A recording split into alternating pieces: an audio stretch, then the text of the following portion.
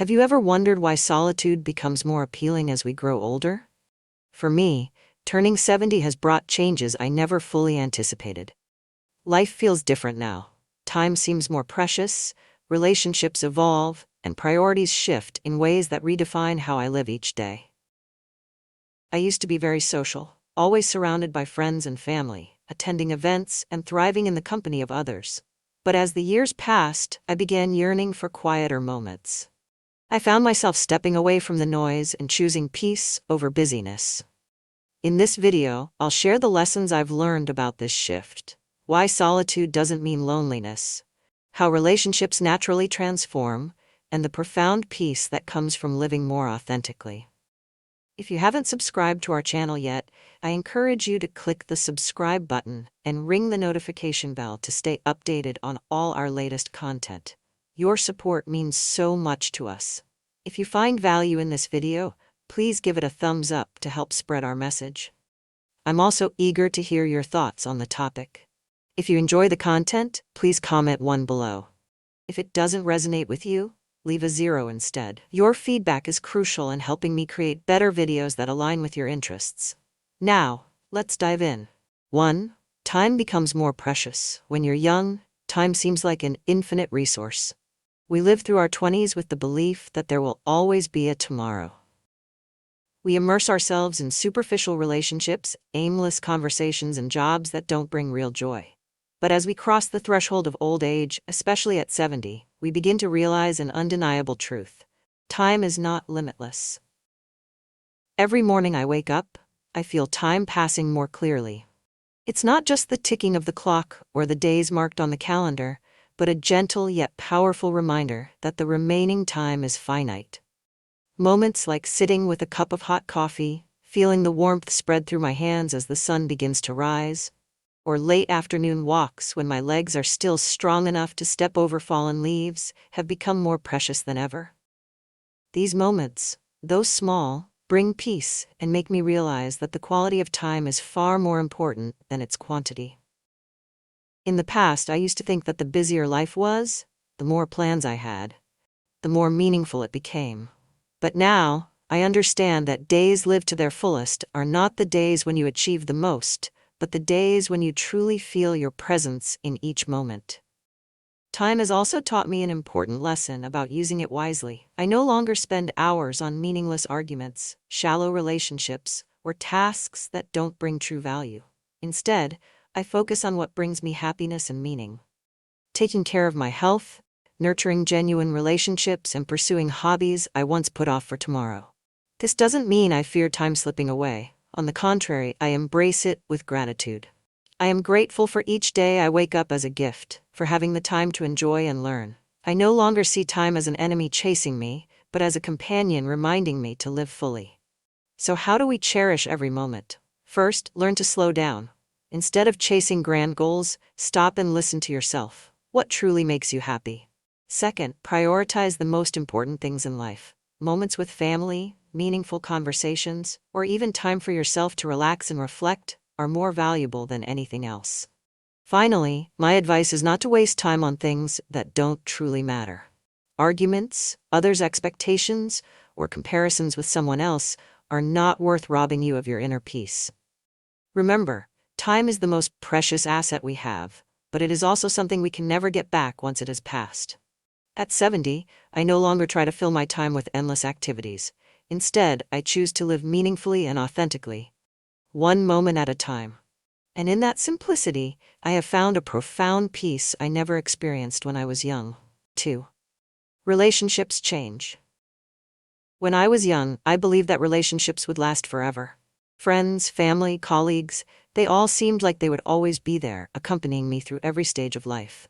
But now, at 70, I've come to realize that relationships, like the flow of life itself, are ever-changing and constantly evolving. Some relationships grow closer over time. True friends who truly understand you, family who love you unconditionally, or a few steadfast life companions. These relationships are like sturdy pillars, providing warmth and trust throughout life. However, there are also relationships that fade, not because of major conflicts or disagreements, but simply because life pulls people in different directions. The hardest part is accepting that not all relationships are meant to last forever. At first, I felt sad and disappointed when some people drifted away, wondering if I had done something wrong. But over time, I understood that this is a natural part of life. We change, circumstances change, and relationships change along with them. Instead of clinging or blaming, I've learned to appreciate the beautiful moments we shared. One valuable lesson I've learned is how to identify truly meaningful relationships.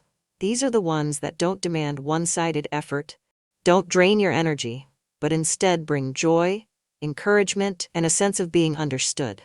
To achieve this, setting boundaries is essential. I used to be someone who was always willing to help and eager to please everyone, but that often left me feeling exploited or exhausted. Protecting your energy is not selfish, it's an act of self-love. I've learned to say no to relationships that make me feel hurt or undervalued. I no longer hesitate to distance myself from those who no longer align with my values. Instead, I devote my time and affection to those who genuinely care for me, those whose presence enriches my life.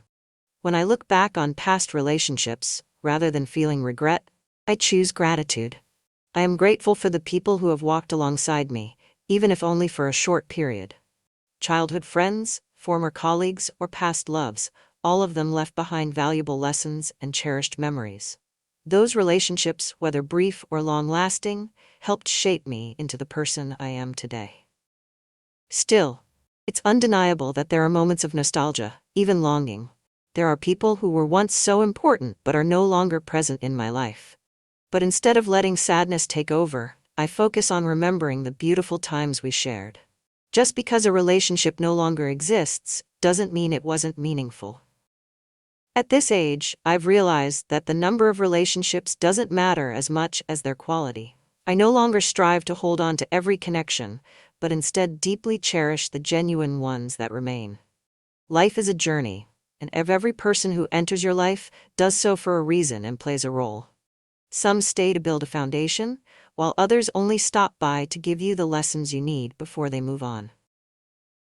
Ultimately, I've learned that the value of a relationship doesn't lie in how long it lasts, but in how it makes you feel. A true friend isn't necessarily the one who stays the longest, but the one who makes you feel loved and allows you to be yourself. And at 70, I've chosen to keep only relationships like that. 3. Trust becomes fragile. In my youth, I trusted easily. I believed that the people around me always wished the best for me, that every relationship was sincere and enduring. But over time, experience has taught me that trust isn't always reciprocated as it should be. The people who were once closest to me, close friends, even family members, have sometimes been the ones who hurt me the most. I've been let down by a friend I deeply trusted who only came to me when they needed something, not because they genuinely cared. I've also faced betrayal, when those I loved chose selfishness over preserving our relationship. These wounds didn't just break my heart, they also left me questioning the goodness and motives of others. However, living in doubt and closing myself off isn't the answer. I've come to understand that to find happiness, I need to balance openness with caution. I must be open to avoid missing out on genuine connections, yet cautious to protect myself from unnecessary pain. This requires time and keen observation. I no longer rush to place my full trust in someone. Instead, I listen to my intuition and let time reveal the true value of a relationship. Most importantly, I've learned that true trust begins with oneself. Trusting my instincts is a valuable skill I've developed over the years. When a situation or a person makes me feel uneasy, I no longer dismiss that feeling as I once did. Instead, I step back, reflect, and make decisions based on what brings me peace. I've also learned to have the courage to let go of toxic relationships. This isn't easy, especially when you've invested so much time and emotion. But through those moments of letting go, I've realized that holding on to people who hurt you only adds to life's burdens. Letting go isn't selfish, it's a way to protect yourself and create space for more positive things to enter your life. Even so, trust doesn't always lead to disappointment. There have been moments that have restored my faith in humanity. Like when a stranger stopped to help me pick up my belongings when I accidentally dropped them, or when a neighbor brought over a bowl of hot soup on a cold winter's day. These small but meaningful acts remind me that while there are those who hurt us, there is still plenty of kindness and sincerity in the world. I've also found trust in those who have remained loyal and steadfast. These are the friends who stand by me, not only during happy times, but also in my darkest moments. They are proof that when trust is placed in the right people, it can lead to deep and lasting relationships. At this stage of my life, I've come to see trust as both fragile and resilient. It's not just something you give away, it's something you must protect and nurture. I no longer place my trust as naively as I did when I was young, but neither do I let fear rob me of the ability to connect with others. Instead, I've learned to place my trust selectively and to cherish those who truly deserve it. Ultimately, I've realized that trust isn't entirely about others, it's about yourself. When you trust in your ability to protect yourself, in your own worth, and in the fact that the world still holds goodness, you'll find peace, even when your trust has been shaken. 4. The changing world and the sense of disconnection. When I look at the world today, it feels almost entirely different from the one I knew in my youth. Back then, life was slower, and people were more approachable. Relationships were built on sincerity, without the need for flowery promises or displays of grandeur. But now everyone seems perpetually busy, chasing work, responsibilities, and lofty goals, while the simple, natural connections of the past seem to have gradually disappeared. I remember the days when neighbors would knock on each other's doors just to check in or share a freshly cooked meal. Today, even within the same neighborhood, I sometimes don't know the faces of those living across the street. Time has become a luxury, and people rarely spend it on each other without a specific reason. Technology has also transformed the way we communicate. While I'm grateful for the ability to video call and see the faces of distant grandchildren, I can't deny that technology has introduced a strange kind of distance. Instead of sitting together for hours in warm, meaningful conversation, many now prefer sending brief messages or interacting through social media updates. Moments of true closeness and significance have been replaced by surface-level, fleeting, and sometimes cold connections. I can't help but feel nostalgic for the simplicity of the past. Family meals used to be an irreplaceable part of life, where everyone gathered around the table without distractions from ringing phones or app notifications. I miss the evenings when the whole family shared stories, laughed, and truly listened to one another. Conversations back then weren't rushed. They weren't merely exchanges of information, but genuine sharing of emotions and sincere concern for one another. Nowadays, relationships often feel strained by the hustle and bustle of modern life. Everyone has their own schedule, and spending time together has become a task rather than a natural joy. However, I understand that it's not possible to live forever in nostalgia. The world changes, and I must change too to adapt. Embracing the new doesn't mean abandoning the old values. Instead, I try to maintain a balance between the two. First, I've learned to use technology mindfully. I make video calls to loved ones when I can't see them in person, but I also try to arrange face-to-face meetings whenever possible. For me, nothing replaces sitting across from someone and hearing their voice without the interference of a screen or network signal. Second, I focus on quality over quantity. I no longer try to maintain all the relationships I once had. Instead, I prioritize those who genuinely care about me and are willing to spend time together. Lastly, I preserve old values by holding on to traditions that bring me happiness. For instance, I still cherish family meals during special occasions, where phones are set aside and everyone spends real time connecting. I also take the time to write letters to a few old friends, instead of simply sending text messages. The world may change, but that doesn't mean we must lose genuine connection. Adapting to new realities while treasuring old values is how I find balance in a constantly shifting world. And though the sense of disconnection still lingers at times, I know that through effort and intention, I can preserve the most meaningful connections in my life. If you are still watching this video and find these lessons useful, please comment number 1 below to let me know that you are still watching this video with me. 5. Loneliness is not isolation. Loneliness and isolation are two concepts often confused, but in reality they are entirely different. Loneliness is a feeling of emptiness, a lack of connection with others that you do not desire. It's the sense of being lost in a crowd or yearning for someone who understands you but not finding them. In contrast, isolation is a choice. It's when you consciously withdraw from the noise to enjoy peace in your own space. At 70, I've learned to distinguish clearly between the two. There are times when I feel lonely, especially when I think of loved ones who have passed away or old friends I no longer have the chance to meet. But instead of letting loneliness control me, I choose to embrace isolation in a positive way. The simple joys of solitude are something I cherish more than ever. There's the moment when I sit by the window early in the morning, sipping a hot cup of tea while watching the sunrise. The first light of day filters through the trees, bringing a tranquility and serenity that nothing else can replace.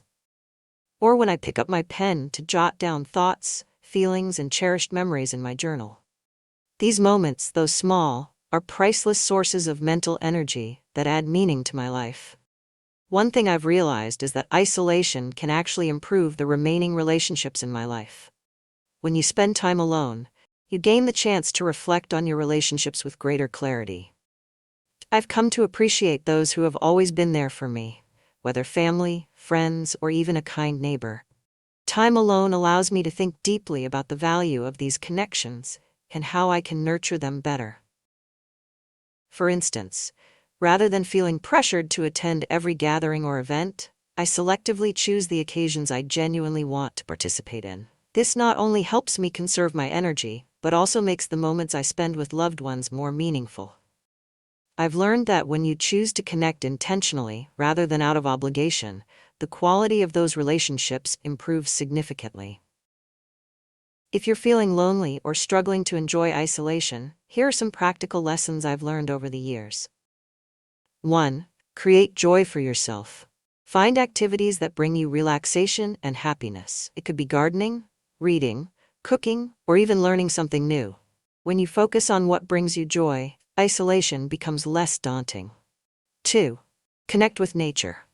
A walk in the park, listening to birdsong, or simply feeling the cool breeze on your skin can help you find peace within yourself. Nature is a wonderful remedy for the soul. 3. Keep a gratitude journal.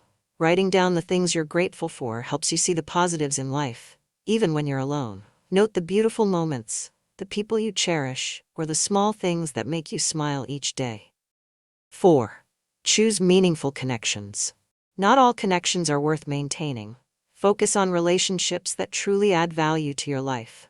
When you feel the need for connection, take the initiative to call or meet with those you genuinely care about.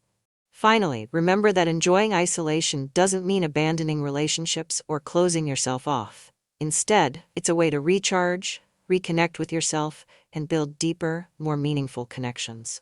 When embraced in the right way, isolation not only brings peace but also confidence and happiness.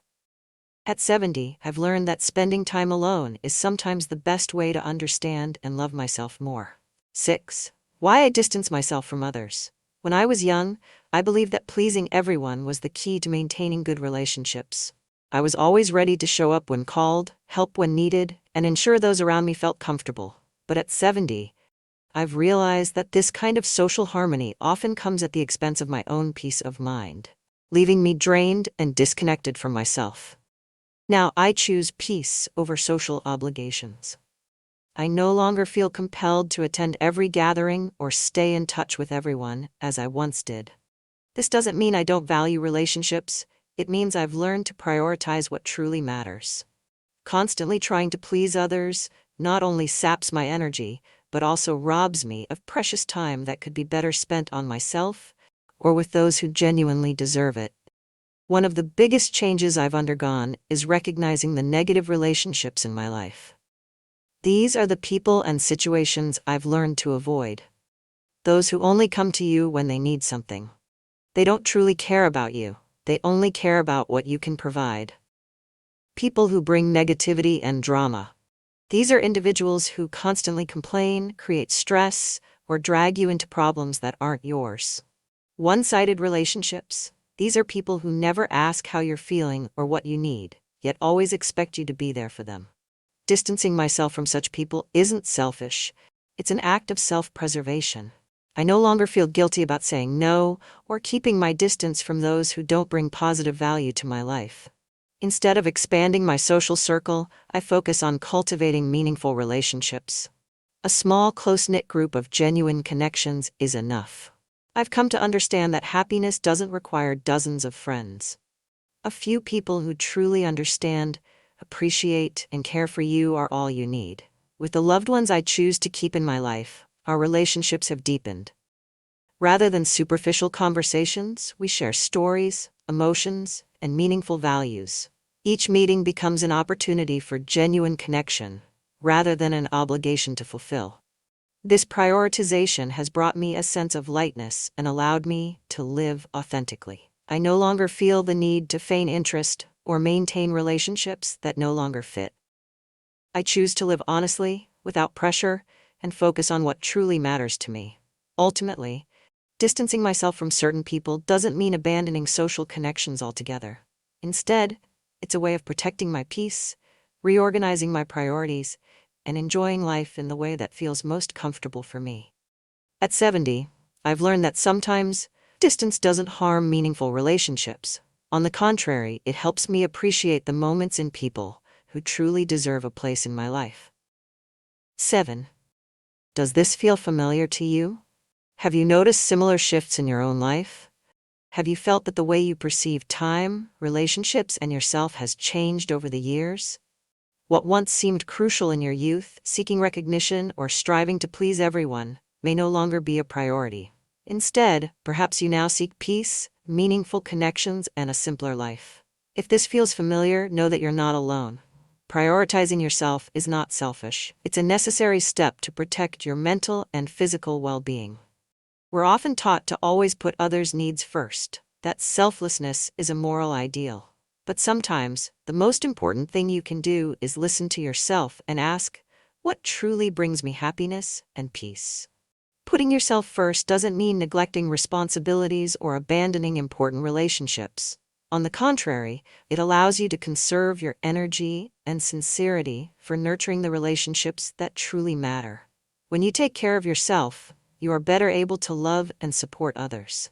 Take a moment to pause and reflect. How are you managing your time? What percentage of your day is spent on things that truly matter to you? And how much is wasted on things that don't? You might also consider the relationships in your life. Is there someone who leaves you feeling drained or hurt? Are there people you genuinely want to spend more time with but haven't, perhaps for reasons that don't hold much weight? Life is a series of choices, and those choices change with each stage. At 70, I've realized that reorganizing priorities isn't about giving up, it's about renewal. I don't need to keep everyone in my life, only those who truly value me. I don't need to do all the things I once thought I had to do. Instead, I focus on what brings true meaning. This process isn't always easy. Sometimes it feels like letting go of a part of your past, or wondering if you're making the right decisions. But remember, life doesn't follow a one-size-fits-all formula. Choosing to live in a way that fits your needs isn't selfish, it's your right. Try taking some time to reflect on what truly matters to you. It might be time with family, moments of solitude, or pursuing a forgotten hobby. Remember, it's okay to say no to things that don't add value to your life, and say yes to yourself. Have you experienced these shifts? If so, I'd love to hear your story. Share your thoughts and experiences in the comments. Your journey might inspire someone else who is looking for balance and meaning in their life. Lastly, I want to remind you that you're not alone. No matter what stage of life you're in, there's always a way to find peace and joy. And sometimes, it all starts with making yourself a priority. 8. Embracing this chapter of life. Old age is not the end, it's a new beginning. It brings the opportunity to rediscover joys you might have overlooked in the past. When we are young, we often get swept up in the whirlwind of responsibilities and ambitions. But at this stage, you can pause and savor the things that truly matter.